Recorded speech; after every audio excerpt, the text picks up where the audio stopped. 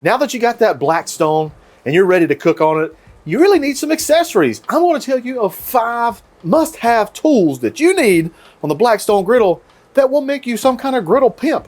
Coming up with number 1 is one of these bad boys. This is an instant read thermometer. Having an instant read thermometer at your fingertips not only helps you nail those temperatures, but be more consistent. That way you're not making somebody sick, or you're not drying out that meat like a dang piece of shoe leather. All you really do, take it out, you put it into the meat about midways just to make sure those temps are right.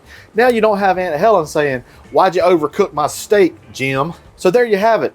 Aunt Betty's not going to wear you out later on. Also, this model right here has an infrared thermometer that will help you nail those temperatures onto your griddle. Certain items you cook needs to be cooked at a certain temperature on the griddle.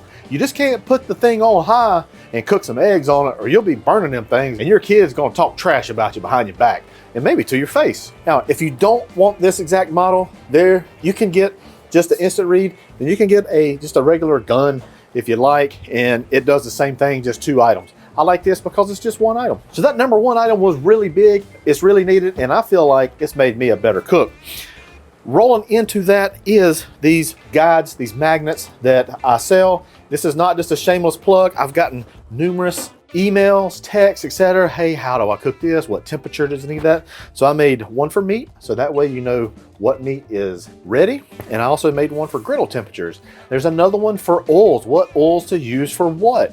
Very, very crucial things you got to consider when cooking on the griddle. There will be a QR code here. There will be a link down below in the description for all of that. All right, next is a dome. You may not need one quite this big. I have some smaller ones as well. This one fits nicely on a 36 and pretty much covers probably 1/3 of the griddle. It's really good because it covers a lot of space. They make smaller domes as well, but this is really nice. You probably ask, Hussey, why do I need a dome whenever I got a lid? The lid just doesn't contain that heat quite as easily because there's more space.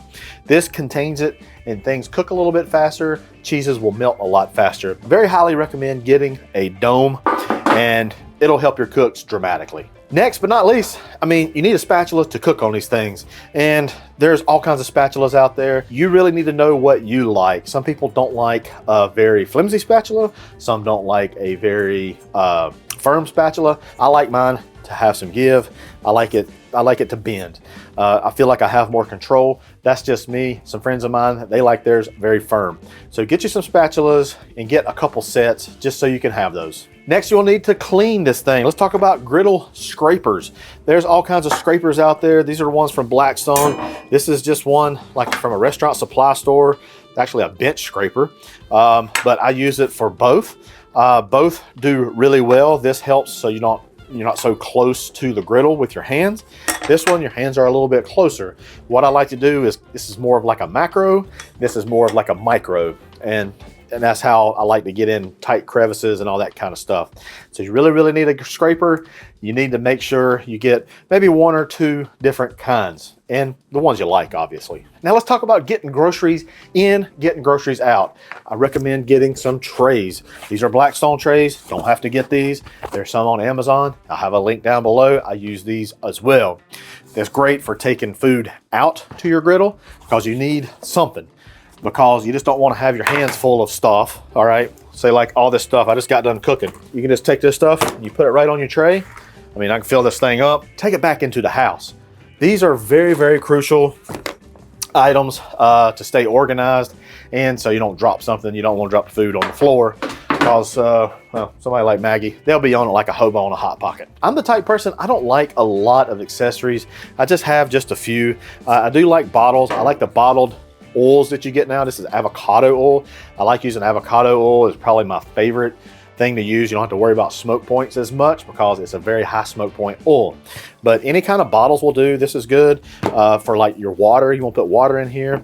I also put water just in these deli containers. They're the best for me. I just fill them up and just use them until they're gone. But that's it, y'all. That is 5, or it might be 6, I don't know. But must-have things that you need on the griddle. It'll make it much simpler and it'll make you much more efficient. Hey, don't forget to hit the subscribe button, hit that like button, leave me a comment. I'd love to interact with you. Hey, I appreciate each and every one of you. I'll see you next time.